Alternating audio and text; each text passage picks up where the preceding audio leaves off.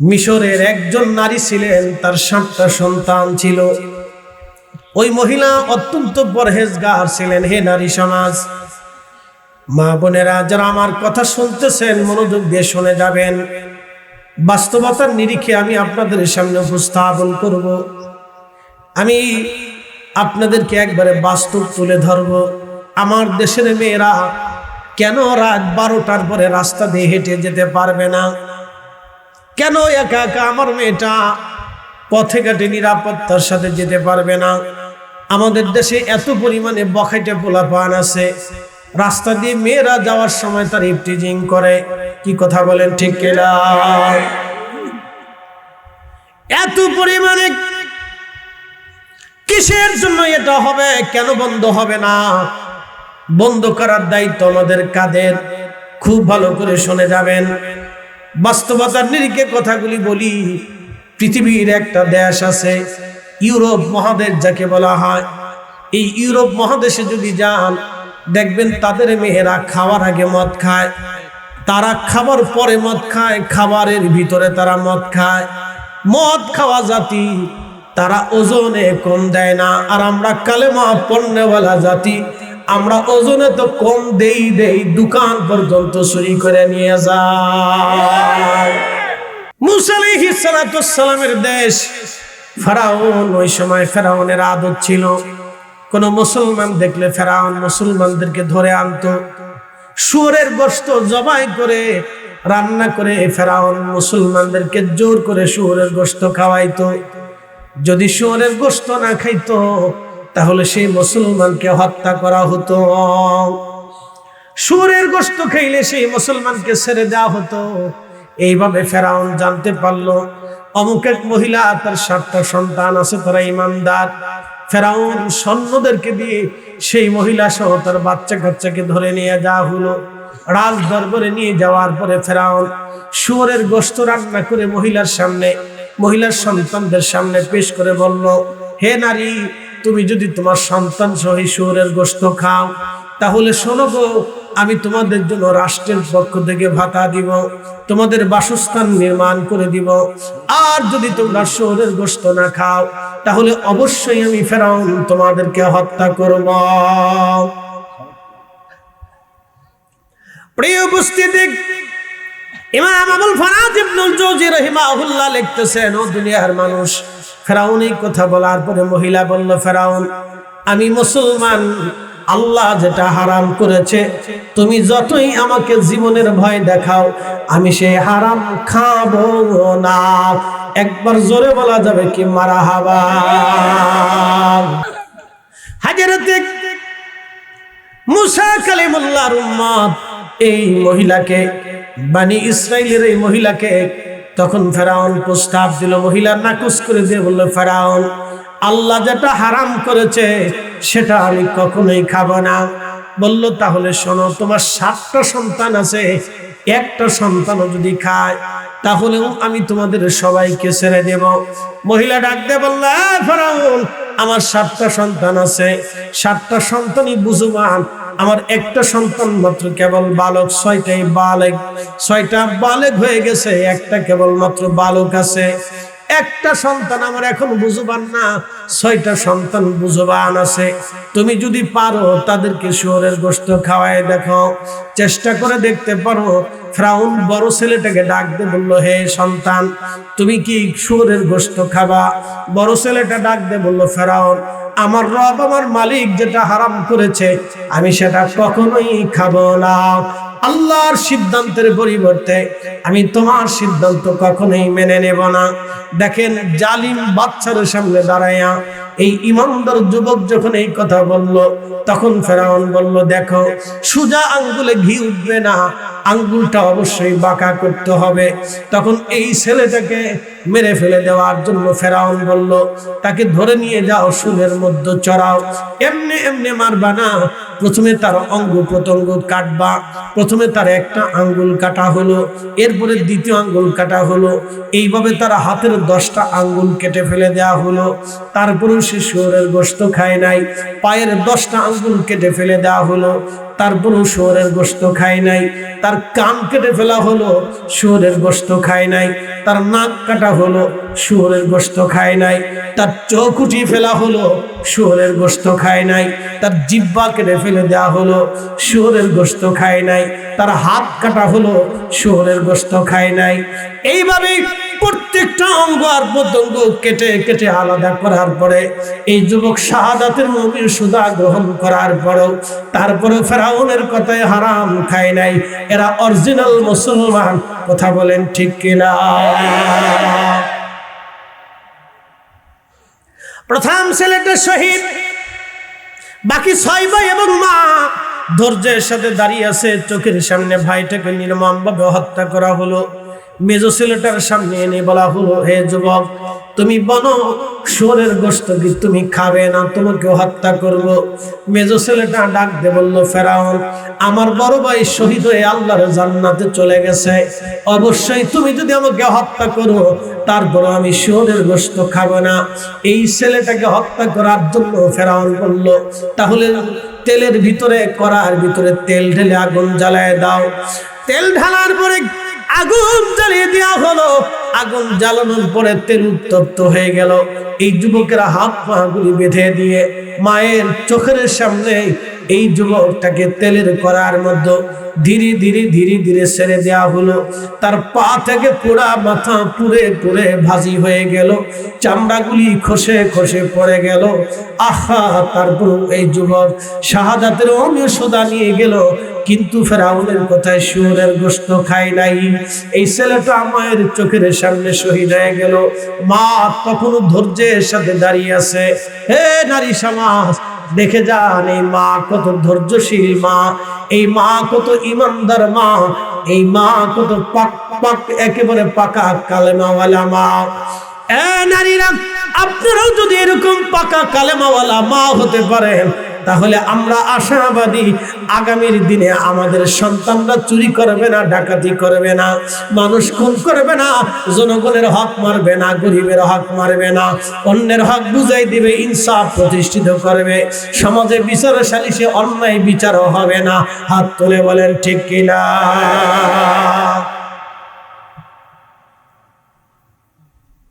ওয়াজ করলে কি লাভ, শুনলে কি লাভ? লাভ হবে তার আমলে, আমলেও লাভ হবে না নবী প্রেম না থাকলে দিলে। নবী প্রেম থাকলে দিলে লাভ হবে কম আমলে, সুপারিশ করবে নবী রোজ হাসরের ময়দানে। জ্ঞানী যারা বুঝে তারা শুধু ইশারায়, নাদানের বুঝাইতে পারে আছে কে কোথায়। জ্ঞানীর মতো জ্ঞানী হলে অল্প কথাই বুঝে, কচুর মতো কচু হলে অল্প জালে সিজে। ভয় নাই, একেবারে বেশি রাত করব না, ধৈর্যের চ্যুতি করব না, বসে থাকবেন, দোয়া করে দোয়া নিয়ে যাবেন। কারণ কত মা কবর দেশে দোয়ার প্রতীক্ষায় বসে আছে, কত বাবা দোয়ার প্রতীক্ষায় কবরে বসে আছে। ইমাম ইবনে কাইয়িম জৌজি রাহিমাহুল্লাহ তিনি কিতাবুর রূহের মধ্যে তিনি লিখেছেন, প্রত্যেক গ্রহগুলি কবরের উপরে বসে বসে থাকে। আমার ছেলেটা মাহফিলে গেছে, আমার নাতিটা মাহফিলে গেছে, বুঝি আজকে আমার নাতি দোয়া করবে, আমার ছেলেটা আমার জন্য দোয়া করবে আজ। কিন্তু এই যুবক ঘুরে ঘুরে চলে যায়, চটপটি খায়, লটপটি খায়, বাদাম খায়, এরপরে ফুচকা খায়, এরপরে চা পান খায়, বিড়ি টিড়ি খাইয়া তারপরে চলে যায়, দোয়া করে না। কবর থেকে মা বদ্ধ করে, আহা, তোদের জন্যই 40টা বছর আমি রক্ত যৌবন নষ্ট করেছিলাম, আমি তোকে দুলি দুলি দুলি দুলি ঘুম পাড়িয়েছিলাম। দেখবেন পাখি, পাখি যখন মা হয়, পাখির যখন বাচ্চা হয়, তখন এই পাখি উড়ে উড়ে উড়ে উড়ে খাবারগুলি নিয়ে এসে বাসার ভিতরে থাকা ছোট্ট তার বাচ্চার হাঁ করে থাকে। মা দেখলে পাখির বাচ্চারা হা করে খাবার খাওয়ার জন্য মুখের ভিতরে খাবারগুলি এনে এনে বা পাখিটা প্রথমে এক বাচ্চারে খাবার দেয়, দ্বিতীয়বার ওই খাবার আনার পরে ওই বাচ্চারা না দিয়া তার দ্বিতীয় বাচ্চাটারে খাবার দেয়, তৃতীয় বাচ্চাটারে খাবার দেয়, চতুর্থ বাচ্চাটারে মা খাবার দেয়। সবাই সমানভাবে মা পাখিটা খাবার দেয়। আমাদের মা ওইভাবে আমাদেরকে খাবার খাওয়াইতো। আমাদের বাবারা ওইভাবে শীত আর গ্রীষ্ম বর্ষা উপেক্ষা করে পরিশ্রম করে রাত জেগে জেগে রুটি রুটি করে খাবার এনে এনে আমাদেরকে খাওয়াইছে। আজকে দুনিয়া পাইলেন, দুনিয়া পাওয়ার পরে বাবা মার দোয়ার কথা ভুলে গেলেন। আপনার আমার মতো নাফরমান আর কেউ হতে পারে না, অকৃতজ্ঞ আর কেউ হতে পারে না। কুকুরকে খাওয়াবেন, আদর করবেন, ও জীবন দিয়ে দিবে, কিন্তু আপনার সাথে বেঈমানি করবে না। বিড়াল আপনি আদর করবেন, পালন করবেন, সাপ আসবে, সাপের সাথে সে যুদ্ধ করবে, বাঘ আসবে, বাঘের সাথে লড়াই করবে আপনাকে বাঁচানোর জন্য, কিন্তু বিড়ালটাও বেঈমানি করবে না। আপনি গরুকে লালন পালন করবেন, ও আপনাকে দুধ দিবে, কখনো আপনাকে লাথি মারবে না। একটা পশু পাখি বেঈমানি করে না, কিন্তু একমাত্র মানব জাতি বেঈমানি নাফরমানি করে। এ বাবা মার সাথে পর্যন্ত নাফরমানি করে। আমার বাংলাদেশে হাজার হাজার যুবক আছে বাবা মাকে গালি দেয়, বাবা মাকে কষ্ট দেয়, নীরবভাবে বাবা মাকে নির্যাতন করে বাবা মাকে কষ্ট দেয়। হাজার হাজার হাজার হাজার যুবক আছে, হাজার হাজার মুসলমান আছে। লালমনিরহাট মাহফিলে গিয়েছিলাম গতকালকের আগের দিন, গতকাল নীলফামারী করেছিলাম, তার আগের দিন লালমনিরহাটে মাহফিলে যাওয়ার পরে কাজী সাহেব ওয়াজের ফাঁকে বললেন, বক্তব্য দেওয়ার সময় বললেন, বাবারা শোনেন, আমরা হজে যাইতেছিলাম, হজ আমরা করলাম। হজে যাওয়ার সময় আমাদের গ্রুপের ভিতরে অনেক হাজি রওনা করলাম। আমাদের গ্রুপে আপন দুই ভাই একসাথে হজে রওনা করলো। জেদ্দা বন্দরে বিমান নামার পরে হঠাৎ করে দুই ভাই অন্ধ হয়ে গেল। বিষয়টা বুঝলাম না। অন্ধ হয়ে যাওয়ার পরে মুআল্লিম যিনি ছিলেন তিনি হেরেমে নিলেন, হোটেলে নিলেন, বিশ্রামাদি করার পরে ডাক্তার দেখাইলেন। ডাক্তার বলল অন্ধ হয়ে গেছে, কিন্তু চোখে কোনো সমস্যা নাই, কিন্তু চোখে দেখে না এটা সত্য, অন্ধ হয়ে গেছে এটা সত্য, তার যে চোখে রোগ নাই এটাও সত্য। মুআল্লিম সাহেব দুই ভাইকে হজ করানোর জন্য সর্বাত্মক চেষ্টা করলেন। অন্ধ হয়ে গেছে, হারাম তাওয়াফ হলো, সাই হয়ে গেল, হজের আনুষ্ঠানিকতা শুরু হয়ে গেল। মিনা প্রান্তরে যাওয়া হলো, মিনা থেকে আরাফাতে যাওয়া হলো। আরাফায় যে দোয়া করলো, কিন্তু অন্ধত্ব গেল না। মুজদালিফায় আসলো, অন্ধত্ব গেল না। মুজদালিফা থেকে জমারাত, মিনা হয়ে জমারাতে শয়তানরে পাথর মারলো, অন্ধত্ব গেল না। জমারাত থেকে হেরেম আসলো, খুদার ঘর তাওয়াফ করলো, অন্ধত্ব গেল না। আবার মিনা প্রান্তরে 2 দিন রইল, অন্ধত্ব গেল না। জমারাতে পাথর মারলো, তারপর অন্ধত্ব গেল না।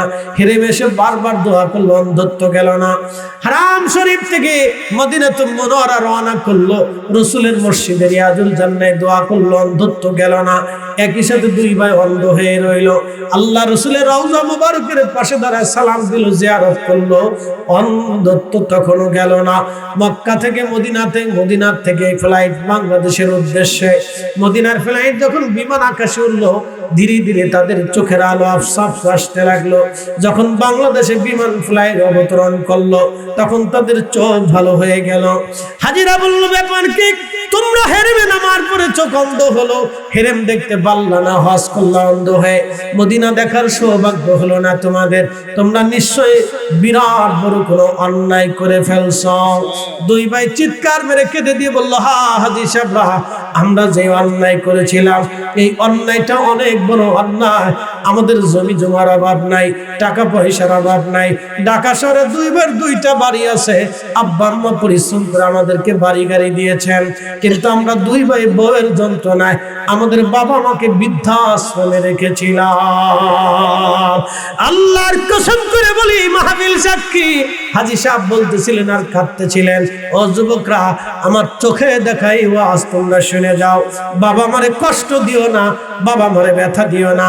প্রশ্ন রাখতে পারেন, ফরিদে হুজুর, বাবা মা যদি মারা যায়, হবে ফেলছি, বাবা মারে কষ্ট দিয়ে ফেলছি, উপায় কি? ভয়ের কোনো কারণ নাই। আল্লাহর নবী রুখসত থেকে দিয়েছেন। সাহাবী এসে বলেন, ইয়া রাসূলুল্লাহ, বাবা মারা গেছে, হক আদায় করতে পারি নাই। নবী বললেন, ভয় পায় না, বাবা মার কবর বেশি বেশি জিয়ারত করো আর তাদের জন্য দোয়া করো। আল্লাহ নিজে দোয়া শিক্ষা দিয়েছেন, রাব্বিরহামহুমা কামা রাব্বায়ানি সগীরা। আমার সাথে বলেন, রাব্বিরহামহুমা কামা রাব্বায়ানি সগীরা। আল্লাহ নিজে দোয়া শিক্ষা দিয়েছেন। আল্লাহর নবী বললেন, তুমি যদি বেশি বেশি দোয়া করো আমার উম্মত কিয়ামতের ময়দানে আমার রব আমার আল্লাহ তোমাকে বাবা মার বাধ্য সন্তান হিসেবে কবুল করে নেবে। একসাথে চিৎকার মেরে জোরে বলেন আল্লাহু আকবার। সাবধান, ভিক্ষা করে মাকে খাওয়াবেন, তারপরেও মাকে বৃদ্ধাশ্রমে দিবেন না। বিশ্ববিখ্যাত ইমাম মুসলিম রাহিমাহুল্লাহ, যিনি হাফিজুল হাদিস ইমাম বুখারী রাহমাতুল্লাহ আলাইহির ছাত্র ছিলেন, আহা এই বিশ্বের খ্যাতনামা মুহাদ্দিস একটা হাদিসের কিতাব লিখেছেন সহিহ মুসলিম। সহিহ মুসলিমের একটা বাব আছে, কিতাব আছে, কিতাবু ফাযাইল ওয়া সাহাবিন নবী। এই কিতাবের ভিতরে একটা বাব আছে, পরিচ্ছেদ আছে, বাবু ফাযাইল ওয়াসাল কারনি রাদিয়াল্লাহু আন। হযরত ওয়াসাল কারনি রাদিয়াল্লাহু আনহুর ফজিলত নিয়ে একখানা হাদিস আছে, ভাইজান আপনারা শুনে যান। সাহাবীরা বলেন, ইয়া রাসূলুল্লাহ, আপনার একজন আশিক আছে নাম ওয়াসাল কারনি, হুজুর কোনদিন আপনার কাছে সে আসে নাই, আপনার দর্শে একটা হাদিসও শুনে নাই, একটা আয়াতও শুনে নাই, আপনি তার ফজিলত বর্ণনা করলেন, নবীজি সে কেন আপনার কাছে আসে নাই? আল্লাহর নবী ডাক দিয়ে বললেন, সাহাবীরা রে, আমার ওয়াসাল কারনির ঘরে একটা বৃদ্ধ মা আছে, মা অন্ধ, চোখে দেখে না। ওয়াসাল কারনির মা ছাড়া আর কেউ নেই, মায়ের ওয়াইস ছাড়া আর কেউ নাই। সন্তান আর মা, মা আর সন্তান।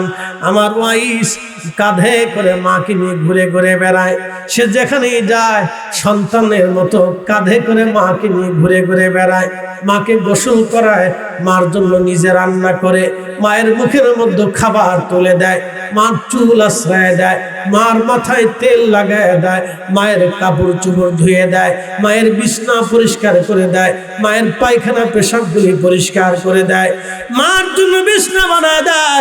ওয়াইস ছাড়া মার আর কেউ নাই, ওয়াইস ছাড়া মায়ের আর কেউ নাই, আর ওয়াইস ছাড়া মায়ের আর কেউ নাই। সাহাবীরা রে, মায়ের খেদমতের জন্য আমার ওয়াইস আমার কাছে আসতে পারে নাই, তবে শোনো, আল্লাহর কাছে এতই পছন্দ হয়েছে এই খেদমত, আমার ওয়াইস মুস্তাজাবাতুদ দাওয়া, আসমানে হাত বাড়াইতে দেরি হবে, আমার ওয়াসাল কারনির দোয়া আল্লাহর দরবার থেকে কবুল হতে দেরি হবে না। আলোচনার এইদিকে লম্বা বাড়াবো না ভাইজান, আমার কথা যদি আপনারা বুঝে না বলে পরিণত করবেন। বাবা আমার, বন্ধুরে, মা বোনেরা শুনে যান। দ্বিতীয় ছেলেটা শহীদ, 3 নাম্বার ছেলেটাকে ডাকা হলো, যুবক বলো তো তুমি কি শুয়োরের গোশত খাবে? যুবক ডাক দিয়ে বলল, ফেরাউন তুমি দুর্বল আর আমার আল্লাহ সবল, আল্লাহু আলা কুল্লি শাইইন কাদির, আমার মালিক সবল, তুমি দুর্বল। ফেরাউন দুর্বলের হুকুম মানিয়া আমি মহাশক্তিশালী রবের হুকুম অমান্য করব না, আমার জীবন চলে যাবে, দুর্বলের হুকুম আমি কখনোই মানব না। একসাথে চিৎকার মেরে ধরে বলেন আল্লাহু আকবার। একা একা জিকির করার চাইতে জমাতে জিকির করা ভালো।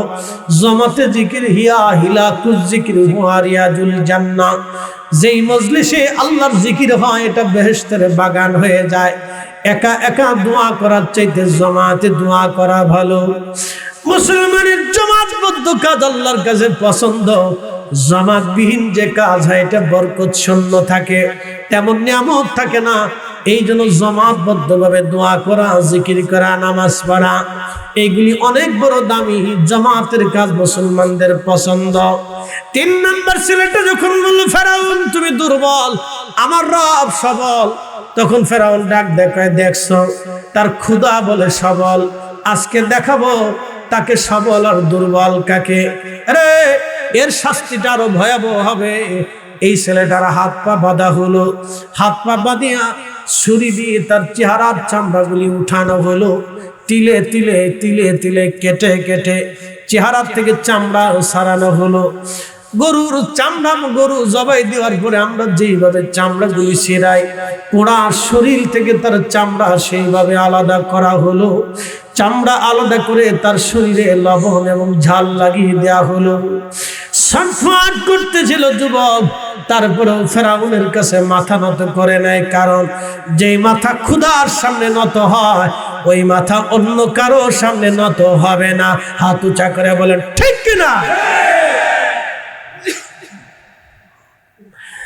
পীরগঞ্জবাসী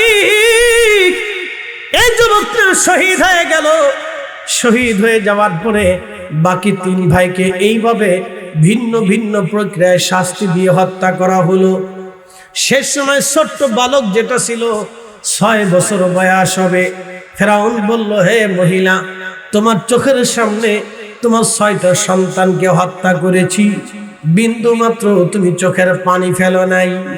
তখন মহিলা মুস্কি হাসি দিয়ে বলল, ফেরাউন, তুমি আমার ছেলেদেরকে হত্যা করো নাই, বরং তাদেরকে তুমি জান্নাতে পাঠিয়ে দিয়েছ।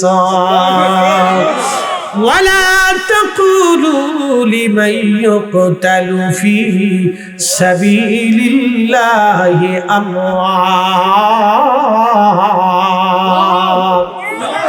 আল্লাহর পথে যারা মারা যায় তোমরা তাদেরকে মরা মনে করিও না, বাল আহইয়াউ ওয়ালাকিন লা তাশউরুন, বরং তারা জিন্দা। জিন্দা তুমি বুঝো না, তারা জিন্দা, তোমরা অনুধাবন করতে পারো না, তারা জিন্দা। আল্লামা ইমাম সৈয়দী রাহিমাহুল্লাহ আল খাসাইসুল কুবরার ভিতরে একটা ঘটনা তিনি লিপিবদ্ধ করেন। নবীজি মদিনার পাহাড়ি রাস্তা দিয়ে সাহাবায়ে কেরাম নিয়ে হেঁটে যাচ্ছিলেন। এমন সময় নবী বললেন, ওয়া আলাইকুম আসসালাম ওয়া রাহমাতুল্লাহি ওয়া বারাকাতুহু। সাহাবীরা বলেন, ইয়া রাসূলুল্লাহ, কে আপনাকে সালাম দিল? আপনি সালামের জবাব দিলেন। প্রিয় নবী বললেন, সাহাবীরা রে, আমি যা দেখি তোমরা তা দেখো না, আমি যা শুনি তোমরা তা শোনো না। সাহাবীরা রে, আমি রাস্তা দিয়ে হেঁটে যাওয়ার সময় আমার চাচাতো ভাই জাফর, যিনি মুতার প্রান্তরে শহীদ হয়েছিল, আমার জাফর মুতার প্রান্তরে শহীদ হয়েছিল, আমার জাইদ মুতার প্রান্তরে শহীদ হয়েছিল। 2 লক্ষ রোমান সৈন্য কাফেরদের বিরুদ্ধে মাত্র 3000 মুজাহিদ সেই দিন জিহাদ করেছিল। আপনি গা শিহরে উঠার মতো তাদের ইমানি জজবার কথা যদি আপনি শুনেন, ও মুসলমান, তাহলে বুঝবেন তারা কেমন মুসলমান ছিল। মাত্র 3000 মুজাহিদ নিয়ে সেই দিন 2 লক্ষ কাফিরের বিরুদ্ধে সাহাবীরা জিহাদ করেছিলেন। মৃত্যুর ভয় তাদের কলিজার ভিতরে ছিল না। শাহাদাতের অসীম লিপ্সা নিয়ে তারা জিহাদের ময়দানে ঝাঁপিয়ে পড়েছিলেন। আহা, প্রথমে জায়েদ শহীদ হয়ে গেল, এরপরে জাফর রাদিয়াল্লাহু আনহু আসলো। জাফর রাদিয়াল্লাহু তাআলা আনহু আসলেন। হযরত জাফর কালেমার পতাকা ধরে কাফেরদের ভিড়ের মধ্যে তিনি জিহাদ করতে লাগলেন। হযরত জাফর জিহাদ করতে করতে জাফরের সাথে তারা পারতেছিল না, কিন্তু অনেক কাফেররা তাকে ঘিরে ধরে যখন তার সাথে পারতেছিল না, জাফরের কালেমার পতাকা নিয়ে ছিনিয়ে নেওয়ার জন্য কাফেররা তার ডান হাতের বরাবরে আঘাত করলো। ডান হাত কেটে জমিনের মধ্যে পড়ে গেল। সাইয়েদনা হযরত জাফর রাদিয়াল্লাহু আনহু বাম হাত দিয়ে কালেমার পতাকা চেপে ধরলেন। হযরত জাফর কালেমার পতাকা পড়তে দিবেন না জমিনেতে, কারণ এই পতাকা রাসূল তার হাতে দিয়েছেন। হযরত জাফরের বাম হাত কেটে ফেলে দেয়া হলো। হযরত জাফর কালেমার পতাকা তখনও পড়তে দিতে চান না।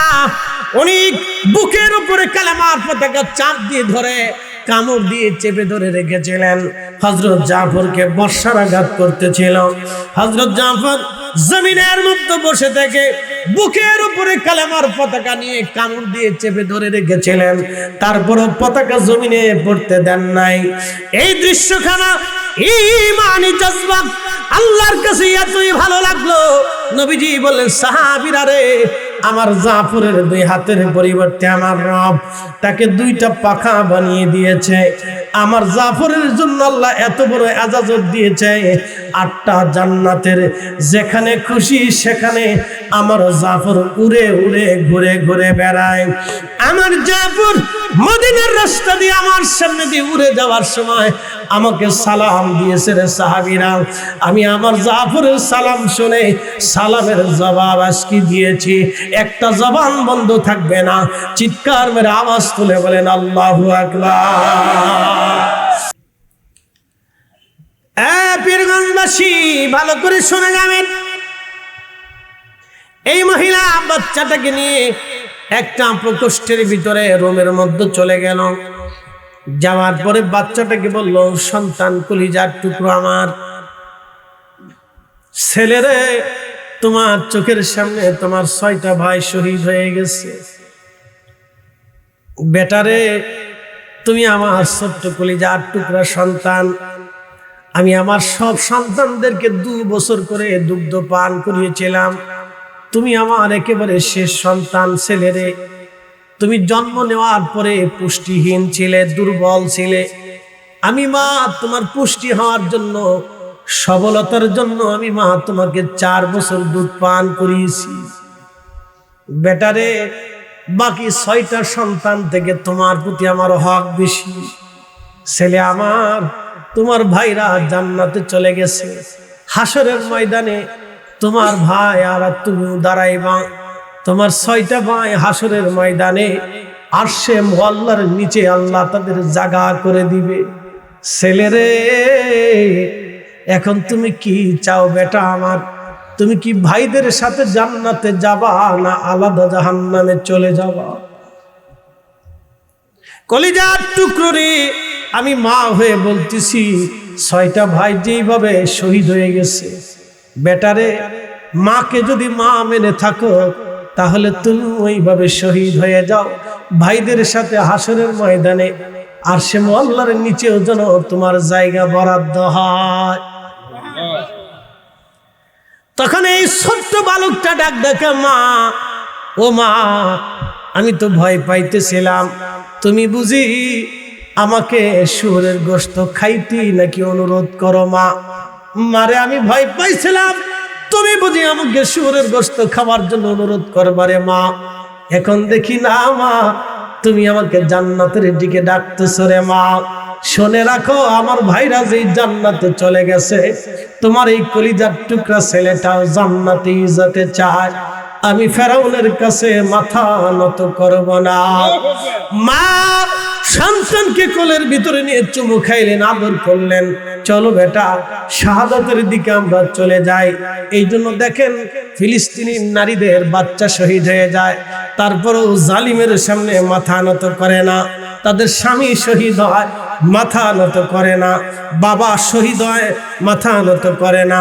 ভাই শহীদ হয়, মাথা নত করে না। কথা কর না কেন, ঠিক কিনা? হাজরাতে মুসা কালিমুল্লাহর উম্মত এই মহিলা তার বাচ্চাটাকে ফেরাউনের হাতে দিয়ে দিল। ফেরাউন ডাক দিয়ে বলল, হে বাচ্চা, শুয়োরের গোশত আনছি, খাও। বাচ্চা ডাক দিয়ে বলল, ফেরাউন, আমার ভাইরা আমার চোখের সামনে শহীদ হয়েছে, তুমি হাজার চেষ্টা করলো আমি শুয়োরের গোশত খাবো না। একবার জোরে বলা যাবে কি আল্লাহু আকবার?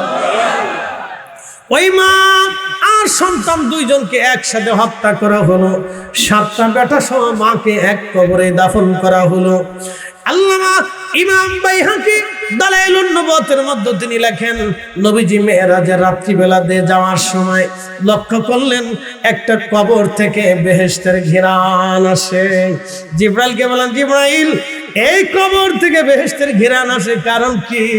নবীজিকে জিবরাইল বলেন, হুজুর, এরা সেই পাক্কা ইমানদার মা আর তার 7টা সন্তান ইমানের পরীক্ষায় পাশ করার কারণে তাদের কবর আল্লাহ জান্নাতের ঘিরান বানায় দিয়েছে।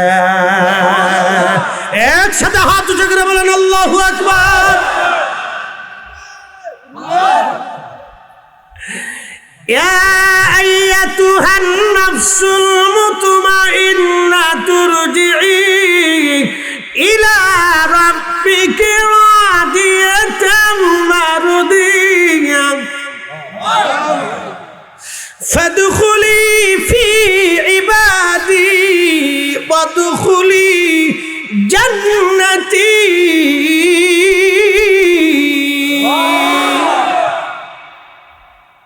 ইয়া আইয়াতুহান নাফসুল মুতমাইন্না, হে প্রশান্ত আত্মা, ইরজিই, আমার কাছে ফিরে আসো, ইলা রাব্বিকি রাদিয়াতাম মারদিয়া, আমি প্রভুর সন্তুষ্টির দিকে তুমি ফিরে চলে আসো।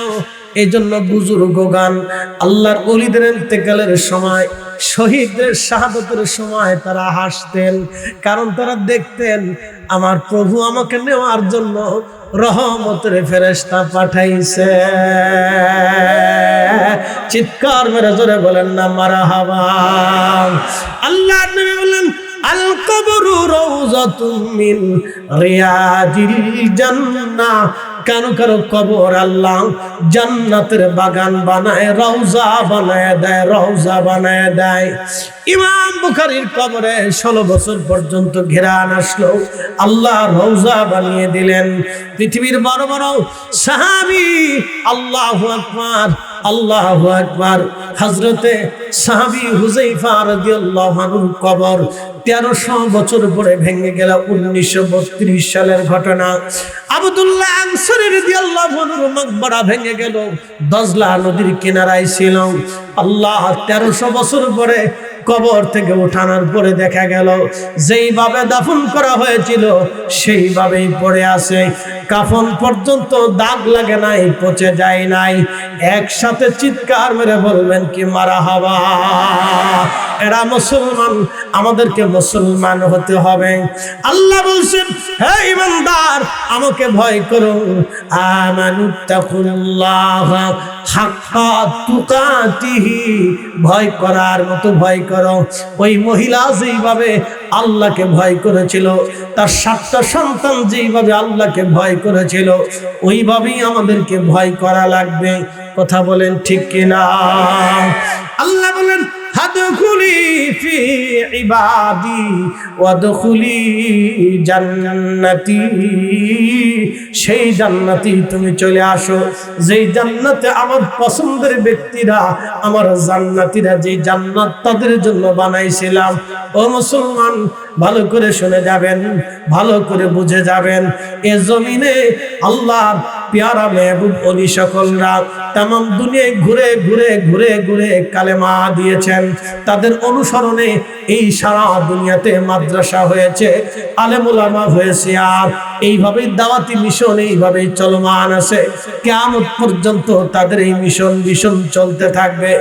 পৃথিবীতে পৃথিবীর সমস্ত শক্তিরা চেষ্টা করলেও এই মিশন আর ভীষণ কোনোদিন বন্ধ করতে পারবে না।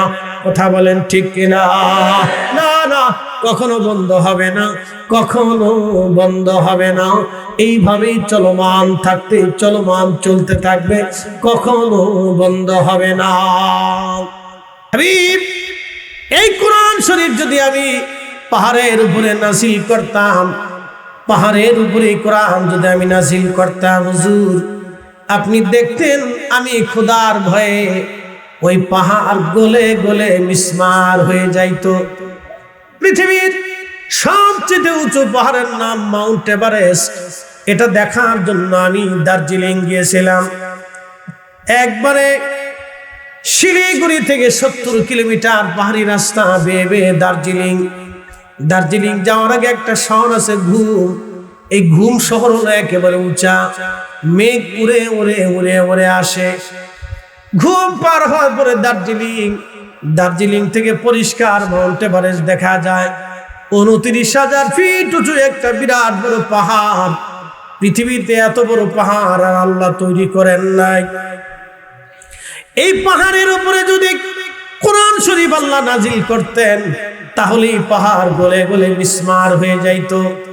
পৃথিবীর যত বড় বড় পাহাড় আছে, এই পাহাড়গুলিতে যদি কোরআন নাজিল করত, তাহলে পাহাড় গলে গলে মিসমার হয়ে যাইতো। তাহলে বুঝেন এই কোরআনের ওজন কত। আমরা কোরআন পড়নে বলা জাতি, কালেমা নেওয়া জাতি, কালেমাওয়ালা জাতি। আজকে আমরা যেই পরিমাণে খাবারে ভেজাল দেই, সারা দুনিয়াতে এমন জাতি আপনি খুঁজে পাবেন না। কথা বলেন ঠিক কিনা? সাগরের ঘাটে গেলাম, স্পিড বোটে উঠবো। যারা আমাকে নিয়ে গেল মালয়েশিয়া, মাহফিল করলাম আগের দিন, পরের দিন ওরা বললো হুজুর আপনাকে আমরা নিয়ে যাব। তা আমি রওনা করলাম। তারা আমার সাথে কয়েকজন 10-12 জন আছে, আমি তো চিনি না, ওরা আমাকে নিয়ে যাচ্ছে। বন্ধু খুব মনোযোগ দিবেন। ঘাটে গেলাম। ঘাটে যাওয়ার পরে আমি পেশাব করব, এরপরে ওযু করে চিন্তা করলাম পাক পবিত্র হয়ে রওনা করে জিয়ারা করব। ওযু করার জন্য ওয়াশরুমে যাওয়ার পরে ওয়াশরুম থেকে বের হলাম। এরকম একটা টেবিল পাতা আছে, টেবিলের উপরে একটা বাক্স আছে, বাক্সের মুখ একেবারে খোলা। বাক্সের মুখ খোলা, বাক্সের ভিতরে টাকা দেওয়া রিঙ্গিত। মালয়েশিয়া ভাষায় বলে ওদের টাকাকে বলে রিঙ্গিত। ওদের 1 টাকা আর আমাদের দেশের 30 টাকার সমান প্রায়। ওরা আমাদের থেকে মাত্র 6 বছর আগে স্বাধীন হলো, আর আমরা ওদের থেকে 6 বছর পরে স্বাধীন হলাম। আমাদের টাকার বরাবর ওদের 1 টাকা, আমাদের 30 টাকা। তাহলে চিন্তা করেন আমরা কি পরিমাণে ধনী দেশ। আমি বললাম তোমাদের মা নাই, বাবা নাই? বলে হুজুর আমাদেরকে মানুষ মাঝে মধ্যে মারে, মাঝে মধ্যে পিটায়, আমরা এইখানে থাকি, আমরা একসাথেই থাকি। আমি বললাম কম্বল কোথায়? বলে আমাদের যা আছে আমরা তাই নিয়ে পেঁচিয়ে বসে আছি, তোমাদের শীত করে না? হুজুর শীত করলে আমরা কি করব? আমি ওদের কম্বলের টাকা দিলাম। প্রিয় উপস্থিতি, খুবই মনোযোগ দিবেন। বাংলাদেশে মিনিমাম 5 লক্ষ পথ শিশু আছে, 5 লক্ষ পথ শিশু আছে। এই পথ শিশুদের দায়িত্ব কিন্তু আমাদের না, এই দায়িত্ব ছিল রাষ্ট্রের। রাষ্ট্র এখানে ব্যর্থ হয়েছে, এটা আমাদের দায়িত্ব না। এই যে উলামায়ে কিরাম মাদ্রাসা দিছে, বাংলাদেশে হাজার হাজার মাদ্রাসা আছে, আলেমরা মানুষের দাঁড়ে দাঁড়ে ভিক্ষা করে। আপনারা আমাদের মাদ্রাসায় কিছু দেন, কিছু দেন। কারণ মাদ্রাসার ভিতরে এমন ছেলে আছে যার মাও নাই, বাবাও নাই। এই বাচ্চাদের দায়িত্ব ছিল রাষ্ট্রের। রাষ্ট্র ব্যর্থ হওয়ার কারণে উলামায়ে কিরাম এই বাচ্চাদেরকে ধরে ধরে এনে মাদ্রাসায় পড়ায় পড়ায় আলেম বানায়। আপনাদের দাঁড়ে দাঁড়ে টাকা চায়, ধনীদের কাছে টাকা চায়। রাষ্ট্র ব্যর্থ হয়েছে, রাষ্ট্রের দায়িত্ব ছিল এটা। পৃথিবীতে এমন একজন খলিফা, খলিফাতুল মুসলিমিন হযরত ওমর রাদিয়াল্লাহু আনহু, তিনি প্রথম একজন ব্যক্তি যিনি এই পৃথিবীর ভূখণ্ডে সর্বপ্রথমে দরিদ্র মানুষের জন্য ভাতা চালু করেছিলেন, বিধবাদের ভাতা চালু করেছিলেন, শিশুদের ভাতা চালু করেছিলেন, এতিমের ভাতা চালু করেছিলেন। একবার জোরে বলা যাবে কি আল্লাহু আকবার? পীরগঞ্জবাসী, বলতে চেয়েছিলাম সেই মহিলার কথা যাদের কবর থেকে এখনো জান্নাতের ঘ্রাণ আসে। তারা কারা? এমন একজন কবরের ঠিকানা আজ দিয়ে যাব, যে কবর থেকে বেহেশতের ঘ্রাণ আসে। একসাথে বলবেন না আল্লাহু আকবার? না না, হাত উঁচা করে, হাত উঁচা করে মাঠে যারা আছে, আরো জোরে জোরে জোরে জোরে জোরে জোরে জোরে জোরে। পৃথিবীতে একজন মুহাদ্দিস, আমিরুল মুমিনিন ফিল হাদিস, ইমাম বুখারী রাহিমাহুল্লাহর কবর শরীফ থেকে, তিনার মাজার থেকে 16 বছর পর্যন্ত বেহেশতের ঘ্রাণ এসেছিল আমার রাসূলের হাদিসের খেদমত করার জন্য। তাহলে যারা কোরআনের খেদমত করতেছেন, এই মাদ্রাসার খেদমত করেন, আল্লাহি বিল্লাহি তাল্লাহি আপনার 1টা টাকাও নষ্ট হবে না, আপনার 1 কেজি চালও নষ্ট হবে না। 1 মুষ্টি চাল এই মাদ্রাসায় খরচ করলে আপনার এই চাল নষ্ট হবে না, আপনার টাকা নষ্ট হবে না, আপনার সময় নষ্ট হবে না। আপনার সন্তানকে আপনি যেইভাবে আদর করেন, এই মাদ্রাসাগুলিকে আপনি সেইভাবে আদর করবেন, এই তলবে আলেমকে সেইভাবে আদর করবেন। প্রশ্ন রাখবেন ফরিদি হুজুর কারণ কি? এই তলবে আলেমকে যদি সেইভাবে আদর করেন, আপনি কবরে চলে যাবেন, আপনি মারা যাবেন, কিন্তু পবিত্র কোরআন আপনাকে ভুলবে না। কথা বলেন ঠিক কিনা? একসাথে করলে আল্লাহু আকবার, চেষ্টা করেন। আমাদের মাযহাবের ইমাম আবু হানিফা রাহিমাহুল্লাহ, আল্লাহু আকবার, ইমাম ইবনে কাসির আল বেদার 10ম খণ্ডে লিখছেন 40 বছর এশার রুজু দিয়ে ফজর পড়ছে। একসাথে বলবেন আল্লাহু আকবার। না হয় না, আরো জোরে বলুন। কত বছর? 40 বছরে একটা ইবাদত করছে, কাজা করে। এশার নামাজ যে ওযু দিয়ে পড়তো ওই ওযু দিয়ে মসজিদে ইবাদত করতেন, নামাজ পড়তেন, তাহাজ্জুদ করতেন, ফজর পড়িয়া তারপর ওযু বানাতেন। শুনে যান। তো সুলতান মাহমুদ গজনবী রহমতুল্লাহ আলাইহি তিনি আসছেন, তো সামনের একটা প্রদীপ নিয়ে ঘুরতে ঘুরতে এক বাজারে আসছে। বাজারে এসে দেখে একটা ছোট্ট তলবে এলেন বসে বসে বাজারের যে প্রদীপ আছে না চেরাগ, এই দোকানদারের চেরাগের পাশে বসে বসে মিটি মিটি করে আলো জ্বলতেছে, বসে বসে কিতাব পড়তেছে। তো সুলতান মাহমুদ গজনবীর খুব মায়া লাগছে, আরে এই বাচ্চাটা কোরআন পড়তেছে, কিতাব পড়তেছে, আলো নাই। জিজ্ঞেস করলো, বেটা তোমার কি আলো নাই? বলে, না আমি গরিব মানুষ, আমি এতিম, আব্বা আম্মা মারা গেছে, মাদ্রাসায় পড়ি, প্রদীপ কেনার মতো কোনো পয়সা আমার নাই। সুলতান মাহমুদ গজনবীর হৃদয়ের মধ্যে কামড় দিয়ে উঠছে। তখন চিন্তা করলেন, আহা, মেহেশ্বরের মাঠে রাসূল করিম যদি আমাকে জিজ্ঞেস করেন, হে সুলতান মাহমুদ, আমার একটা তলবা, সে কোরআন পড়েছিল, কিতাব পড়েছিল, অন্যের প্রদীপ হাওলাত করে, আর তুমি স্বর্ণের প্রদীপ দিয়ে পথ চলেছ, তোমার রাজ দরবারে সিংহাসনে স্বর্ণের প্রদীপ জ্বালিয়েছ, আমি কি জবাব দিব? স্বর্ণের প্রদীপটা বাচ্চার হাতে দিয়ে বললো, বেটা রে, এটা স্বর্ণের প্রদীপ, খুব দামি, তোমাকে দিয়ে গেলাম। একসাথে বলবেন আল্লাহু আকবার। স্বর্ণের প্রদীপ খানা দিয়ে সুলতান মাহমুদ গজনবী মাদ্রাসা বাড়িতে চলে গেলেন, প্রাসাদে চলে গেলেন, ঘুমিয়ে আছেন। গভীর রাত, স্বপ্ন দেখে রাহমাতুল লিল আলামিন তশরীফ এনেছে। একসাথে জোরে বলেন আল্লাহু আকবার। নবী আসেনি? জোরে বলেন আসেনি? নবী আসেনি, আসে কিয়ামত পর্যন্ত আসবে। বলে, হুজুর কোন দলিলে? সহিহ বুখারীর কিতাব রুইয়াতে, মান রাআনি ফিল মানামি ফাকাদ রাআল হক। আমাকে যে উম্মতি স্বপ্ন দেখবে সে বাস্তবেই আমাকেই দেখবে, আমি দেখা দিব। একসাথে বলবেন আল্লাহু আকবার। কিয়ামত পর্যন্ত উম্মতকে নবী স্বপ্ন দেখানোর অর্থই হলো নবী নিজে আসবে, ছবি আসবে না। হ্যাঁ, রাসূল আসবে, এখনো আছে, এখনো আছে,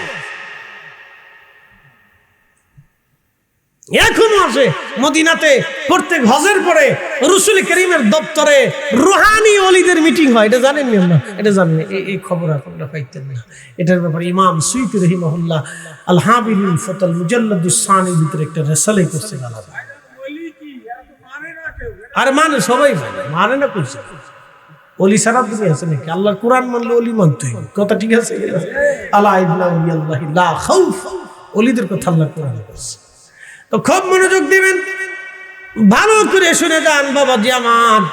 আহা, আল্লাহর নবী তশরীফ এনে বললেন, সুলতান মাহমুদ, তুমি আজকে আমাকে সম্মান দিয়েছো, আমার একজন তলাবাকে স্বর্ণের প্রদীপ দিয়ে তুমি সম্মান করেছো। যাও মাহমুদ, আমি নবী তোমার জন্য দোয়া করে গেলাম, দুনিয়া এবং আখিরাতে আল্লাহ তোমাকে বিজয় করবে।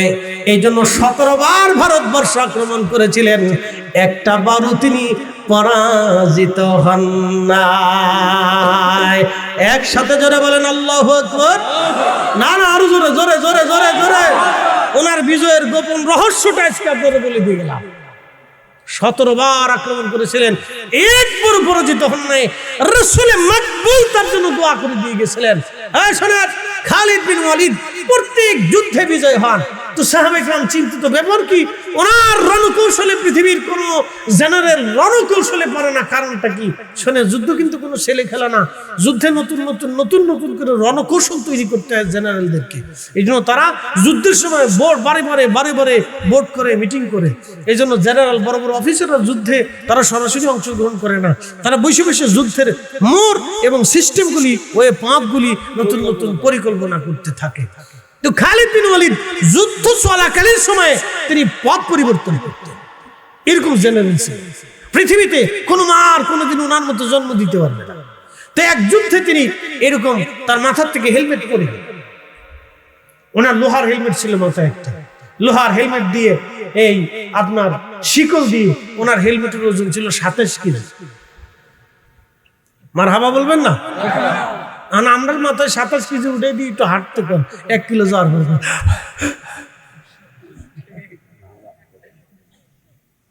বেটার করে বেটাচ্ছে, মারাত্মক বেটাচ্ছে। তো হেলমেট পরে যাওয়ার পরে যুদ্ধবাদ উনি হেলমেট খুঁজতেছে। তো যুদ্ধ শেষে সৈনিকরা বলল, আমির আপনি জিহাদ বাদ দিয়ে হেলমেট খুঁজতেছিলেন, তোমরা রহস্য বুঝবা। বলে কি রহস্য আমাদেরকে বলে? হেলমেটের ভিতরে দেখো একটা চুল বেঁধে রাখা আছে। বলে কিসের চুল? বলে এটাই রাহমাতুল লিল আলামিনের পবিত্র মস্তক মোবারকের চুল।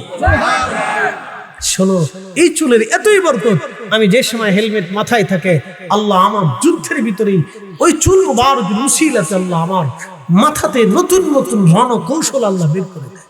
আল্লাহ এই জন্য ছোট করে দেখার কোনো সুযোগ নেই। বাবা মা রহমতের নবী এসে সুলতান মাহমুদের জন্য দোয়া করে দিয়ে গেলেন। 17 বার এই জমিন আক্রমণ করে দখল করেছেন, বিজয় ছিনিয়ে নিয়েছেন, একটা বারের জন্য পরাজিত করতে পারেন এই বেটারে। ফাঁকা মুসলমান তো ফুচকা ফুচকা খাও, শর্টপুটি খাও।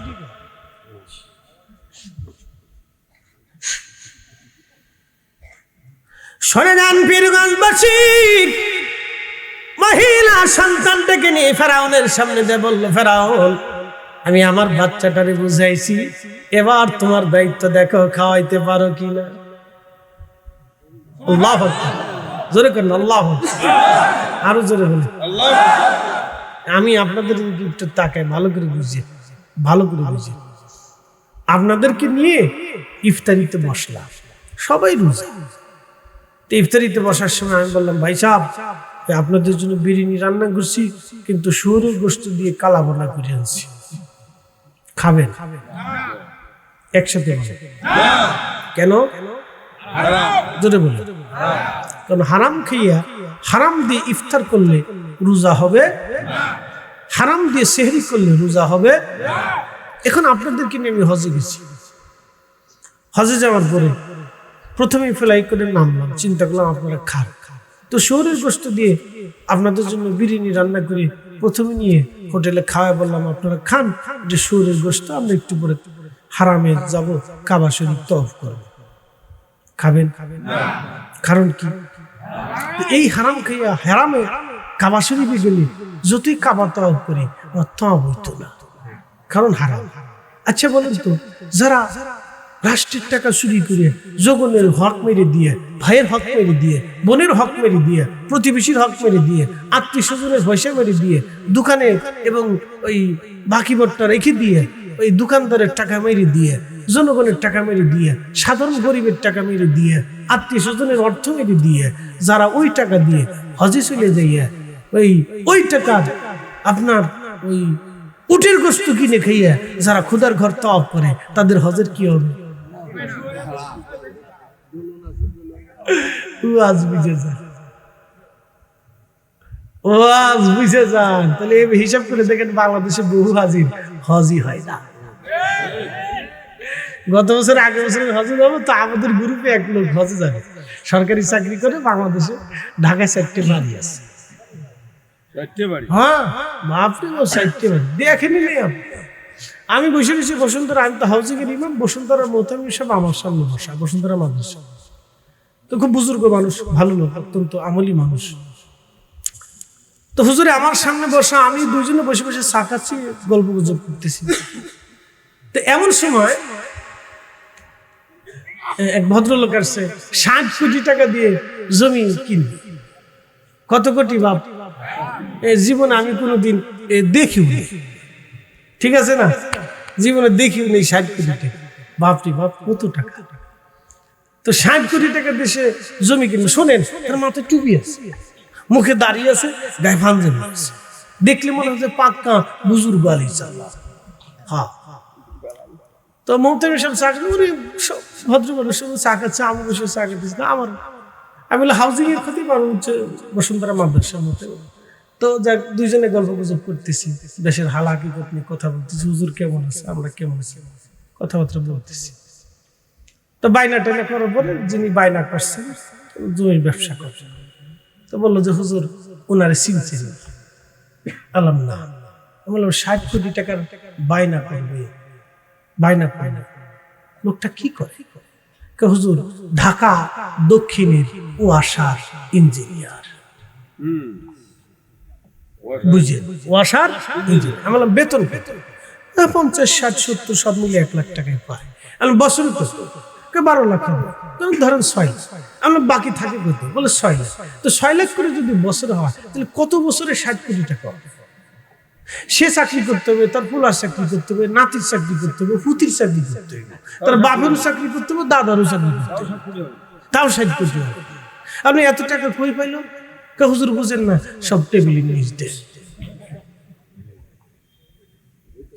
আচ্ছা বলেন তো, যে সাধারণ মানুষের টাকাটা মারলো, অন্যায় করলো, তার মাথার টুপির কি হালত হবে? তার ওই পাঞ্জাবির কি হালত হবে? তার মুখের দাড়ি থাকলে কি হবে? সে কাবায় যা হজ করলে কি হবে? সে নামাজে সেজদা দিলে কি হবে? আল্লাহি বিল্লাহি তাল্লাহি তার জিন্দেগীর সব হারাম। শুয়োরের গোশত যেমন হারাম, কুত্তার গোশত যেমন হারাম, ওর জিন্দেগীর সব এরকম হারাম। কথা বলেন ঠিক না? ওয়াজ বুঝে যায়, বাড়ি পর্যন্ত নিয়ে যাবেন, বাপ ওয়া ইন্না ইলাইহি রাজিউন, আপনি ওনার কাছে যাবেন, আমি ওনার কাছে চলে যাব।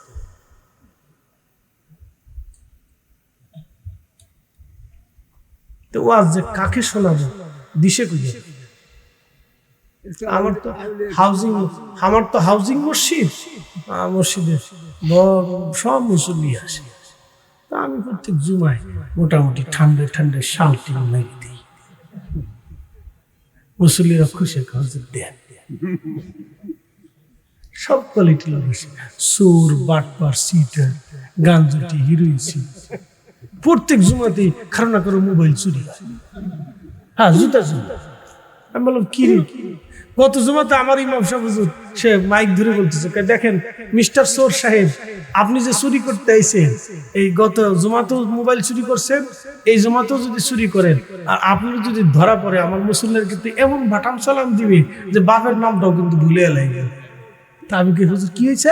গত জুমাতে চুরি করছে 2টা মোবাইল, আজকে জুমাতে এই জন্য সতর্ক করে দিলাম। কি দেশে বাস করে চিন্তা করি, মাঝে মধ্যে ডর করেছে, না জানি আবার কোন ডাইল হয়েছে। আমি মাহফিল থেকে ওয়াজ নসিহত করে নামে দিয়ে আমার জুতাই নাই। হ্যাঁ, তখন এই মাহফিল করে 100, 200 টাকা, 500 টাকা পাইতাম। এরকম 1500 টাকা দিয়ে জুতা কিনছি বাটার দোকান থেকে, নতুন নতুন, তখন কেবল কামিল পাস করছি, বিয়ে শাদী তখন করি। তো তখন বিয়ে শাদী করি, তখন তো বুঝেন একটু ফাঁকুসাং করে, হ্যাঁ, একটু ভালো পোশাক টোশাক করে, বাপ সব দিয়ে, ওখান তো একটা হলিশা। তখন জুব্বা থাকলেও হুমায়রার বাপ, জুব্বা না থাকলেও হুমায়রার বাপ, হুমায়রার মা, তোমার তো আমি চিনি, আর অত পল্লী কেন না পল্লী কি। তো যাই হোক, পরে শেষে এই জুতা জোড়া নিয়ে এসে ওয়াশ টস করে নামার পর দিয়ে আমার জুতা নাই। আমি বললাম, তোমার আল্লাহর দোহাই লাগে, আমার জুতা জোড়া দিয়ে যা, আমি আজকে কিনে দিয়েছি। সরিকার ধর্মের কাহিনী শুনে সরে মাও ছিল না, মাসিও ছিল না, খালাও ছিল না, দাদিও ছিল না, বাবু ছিল না। তো পরে শেষে এক মুরব্বিকা হুজুর আমার এক সিরা প্লাস্টিকের স্যান্ডেল আছে, লয়ে যা, ও দেন, খালি পাই তোর যাওয়া যাবে না। এরপর থেকে দামি জুতার কোনোদিন পরিয়ে আমি মাহফিল আসি। সত্যি 150 টাকা, 200 টাকা, 300, 600, 500, 600, 700 এরকম আর কি। আমি যদি লয়ে যাস তো লয়ে যাবে, অসুবিধা। এরপরে থেকে কম দামিটা নিচে আর কোনোদিন চুরি হবে না, আর চুরি হবে। এই জন্য বড় মুসিবতের দেশ। তা আল্লাহ আমাদের দেশটার জন্য ভালো করে দেয়, আমাদের মানুষের মাইন্ডের জন্য সেন্স করে। একটু দোয়া করে বলবেন আমিন। খাব বসতে দেখ। আচ্ছা আচ্ছা।